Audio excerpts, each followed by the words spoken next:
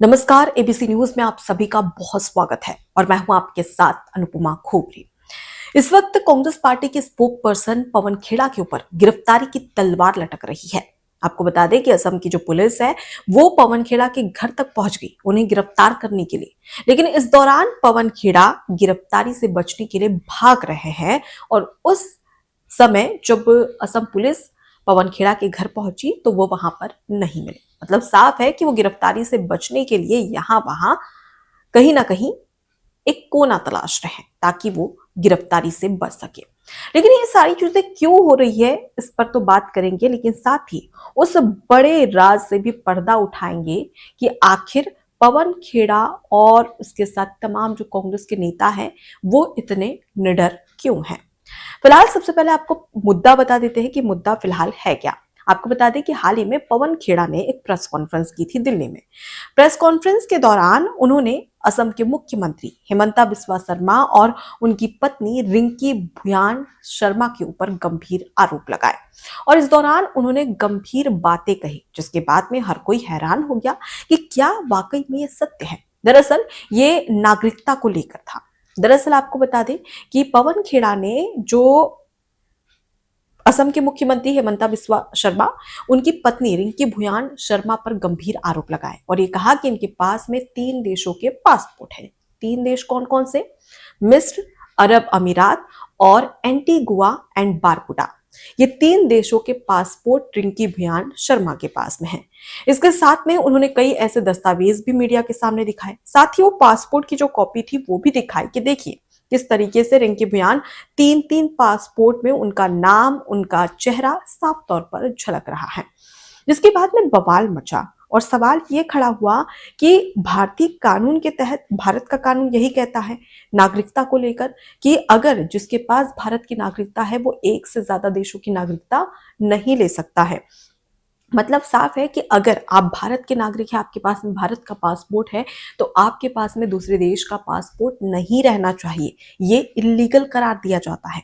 नहीं तो आपको भारत का वासी नहीं कहा जाएगा, आपको किसी एक देश को चूज करना पड़ेगा। लेकिन वहीं पर जब ये चीजें निकलकर सामने आई तो ये तमाम बातें मुख्यमंत्री हेमंता बिस्वा शर्मा और उनकी पत्नी तक पहुंची, जिसके बाद में जमकर पवन खेड़ा को लड़ाड़ा गया।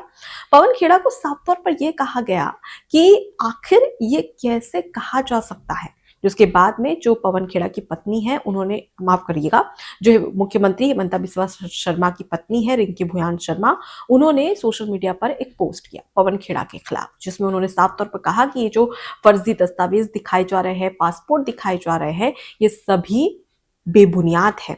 इनका इनका इनका कोई भी प्रूफ नहीं है। ये एआई से बनाए गए हैं, एडिटिंग के जरिए, फोटोशॉप के जरिए इन्हें एडिट किया गया है और लोगों के सामने ऐसा दिखाया गया है जैसे ये वास्तविक लगे। लेकिन ये सभी फर्जी दस्तावेज है, इनमें कोई भी असलियत नहीं है, कोई भी सच्चाई नहीं है।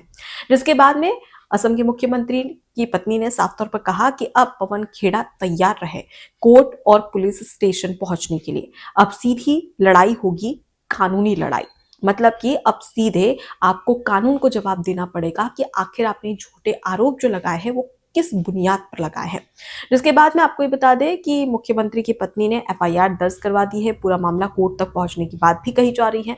तो वहीं दूसरी तरफ मुख्यमंत्री हेमंता बिस्वा शर्मा का भी बयान सामने आया, जिसमें उन्होंने साफ तौर पर कहा कि पवन खेड़ा को ये चीज बहुत भारी पड़ी, क्योंकि उन्होंने एक तो जो फर्जी दस्तावेज है वो सामने दिखाए, उसके साथ ही एआई से बनाए गए जो फर्जी पासपोर्ट होते हैं उसे गलत तरीके से दिखाकर छवि खराब करने की कोशिश की है। इसलिए मैं मानहानि का दावा तो यहाँ पर ठोकूंगा पवन खेड़ा के खिलाफ, लेकिन कानूनी लड़ाई भी जारी रहेगी और पवन खेड़ा को जब तक मैं पवन पेड़ा ना बना दूं, मेरा नाम हेमंता बिस्वा शर्मा नहीं। ये साफ तौर पर कहा मुख्यमंत्री हेमंता बिस्वा शर्मा ने।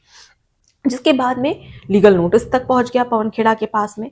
पवन खेड़ा को ये लगा कि क्यों ना यहाँ पर अपने हाईकमान गांधी फैमिली को इम्प्रेस करने के लिए उनके सामने अपना एक तरीके से अपनी वाहवाही करने के लिए क्यों ना इस तरीके का दाव रचा जाए जो असम इलेक्शन से ठीक पहले गांधी परिवार के पक्ष में, तमाम जो कांग्रेस पार्टी के पक्ष में जो असम की जनता है वोट कर सके। लेकिन यही दाव उन पर भारी पड़ गया। अब पवन खेड़ा भागे भागे फिर रहे हैं।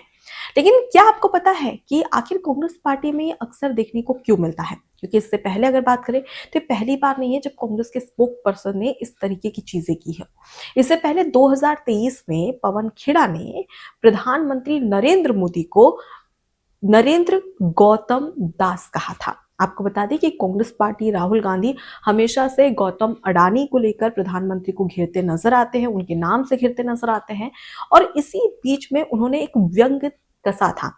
ये एक व्यंग्य था क्योंकि गौतम अडानी और प्रधानमंत्री नरेंद्र मोदी को लेकर लगातार विपक्ष हमलावर होता है, जिसके चलते उन पर एफआईआर तक दर्ज हुई थी। कई राज्यों में एफआईआर दर्ज हुई थी और उसके बाद में खुद असम की पुलिस ने ही पवन खेड़ा को दिल्ली एयरपोर्ट से गिरफ्तार कर लिया था। और गिरफ्तार करने के बाद में उन्हें कोर्ट का दरवाजा तक खटखटाना पड़ा, जहां पर कोर्ट में माफी मांगनी पड़ी थी। और जो पवन खेड़ा के वकील है, उन्होंने इस चीज को, ये पूरा जो वाकया था, इसे ये बताया कि पवन खेड़ा की स्लिप ऑफ टंग, यानी कि जुबान फिसल गई, इस वजह से इस तरीके की चीजें निकल गई। जिसके बाद में कोर्ट ने साफ तौर पर कहा कि पवन खेड़ा को माफी मांगनी पड़ेगी। इसके बाद में पवन खेड़ा ने माफी मांगी। अब सिर्फ एक चीज नहीं, दूसरी चीज और। 2022 में पवन खेड़ा क्या करते हैं कि जो स्मृति ईरानी है, बीजेपी नेता स्मृति ईरानी और पूर्व केंद्रीय मंत्री, उनकी जो बेटी है, उनके ऊपर गंभीर आरोप लगाते हैं और ये कहते हैं कि गोवा में इलीगल तरीके से स्मृति ईरानी की बेटी बार चला रही है। जिसके बाद में जमकर बवाल होता है, स्मृति ईरानी केस ठोक देती है और उसके बाद में पवन खेड़ा को खुद कोर्ट पहुंचना पड़ता है, जहां पर कोर्ट ये निर्देश देता है कि पवन खेड़ा ने जो चीजें कही है, ये कहीं ना कहीं इसके कोई सबूत नहीं, कोई प्रूफ नहीं है, तो ऐसे में झूठ साबित होता है। इसके बाद में पवन खेड़ा ने जितने भी ट्वीट किए थे या जितने भी पोस्ट किए थे, सभी को 24 घंटे के अंदर डिलीट करने के आदेश कोर्ट की तरफ से दिए। जिसके बाद में पवन खेड़ा ने ये सब कुछ डिलीट भी किया। मतलब साफ है कि भाई पहले, सबसे पहले कुछ भी अनर्गल बातें कहो, अपशब्द कहो किसी भी नेता के खिलाफ या किसी मंत्री या प्रधानमंत्री के खिलाफ, उसके बाद में कुछ भी पोस्ट कर दो, कुछ भी अनाप शनाप बको उस पोस्ट में, और उसके बाद जब गिरफ्तारी की तलवार लटकती है या फिर ये लगता है कि अब खतरे में पड़ने वाले हैं, तो फिर कोर्ट जब पूरा मामला पहुंचता है तो वहां जाकर माफी मांग लो, अपने ट्वीट्स, अपने पोस्ट को डिलीट कर दो। यही राजनीति लंबे समय से पवन खेड़ा करते हुए नजर आ रहे हैं। लेकिन मुझे लगता है कि इस बार पवन खेड़ा पर सख्त कार्रवाई होनी चाहिए। क्यों?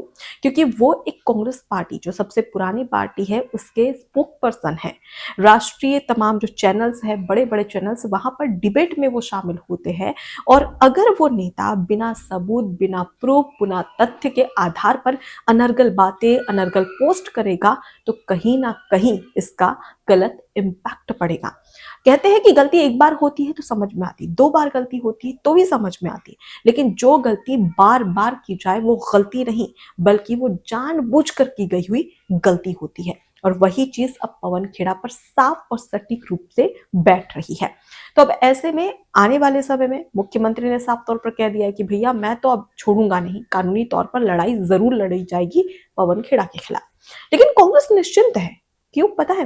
क्योंकि हाल ही में कांग्रेस पार्टी के राष्ट्रीय अध्यक्ष है मल्लिकार्जुन खड़गे, उनका एक बयान सामने आया। उनसे पूछा कि भाई पवन खेड़ा के जो चीजें सामने आई, 3 पासपोर्ट के लेकर जो गंभीर आरोप लगाए थे मुख्यमंत्री की पत्नी पर, उसके बाद में पवन खेड़ा पर गिरफ्तारी की तलवार लटक रही है।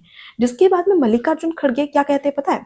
मल्लिकार्जुन खड़गे कहते हैं कि हाँ, हो जाए गिरफ्तारी, हमें कोई गिरफ्तारी से डर नहीं है, हमें सब पता है क्या होने वाला है, क्या नहीं होने वाला है। इससे पहले भी कई गिरफ्तारियां, कई केस और कई ईडी और जो इनकम टैक्स है, उन सभी की हमने सारी परेशानियां झेली है, तो हमें सब बहुत अच्छे से पता है कि कुछ नहीं होने वाला और हम इस चीज से नहीं डरने वाले हैं। ये साफ तौर पर कहते नजर आते हैं मल्लिकार्जुन खड़गे। मतलब कि मल्लिकार्जुन खड़गे को सब पता है कि भाई कुछ नहीं होने वाला है, हमने इससे पहले भी कई गलतियां की है, तब तो हमें कुछ नहीं हुआ, तो इस बार क्या ही हो जाएगा। और क्या वाकई में लगता है कि गिरफ्तारी होगी? मतलब उनकी बातों से साफ तौर पर यही झलक रहा था। मतलब कांग्रेस पार्टी के तमाम नेता एकदम निश्चिंत है कि कुछ भी बोलो, भले ही एक राष्ट्रीय पार्टी हो, भले ही उस पार्टी का स्पोक पर्सन हो, लेकिन हमें कोई फर्क नहीं पड़ता। क्यों? क्योंकि हमें पता है कि हमारे साथ में कुछ नहीं होने वाला है, हम बच जाएंगे, हमारी कोई गिरफ्तारी नहीं होगी और ये सिर्फ 4 दिन की बात है। फिलहाल आप क्या सोचते हैं कि क्या पवन खेड़ा पर एक सख्त कार्रवाई होनी चाहिए? इसे लेकर कमेंट बॉक्स में जरूर बताएं अपनी राय। फिलहाल नमस्कार। ABC हिंदी न्यूज, आज ही जुड़िए हर खबर के साथ।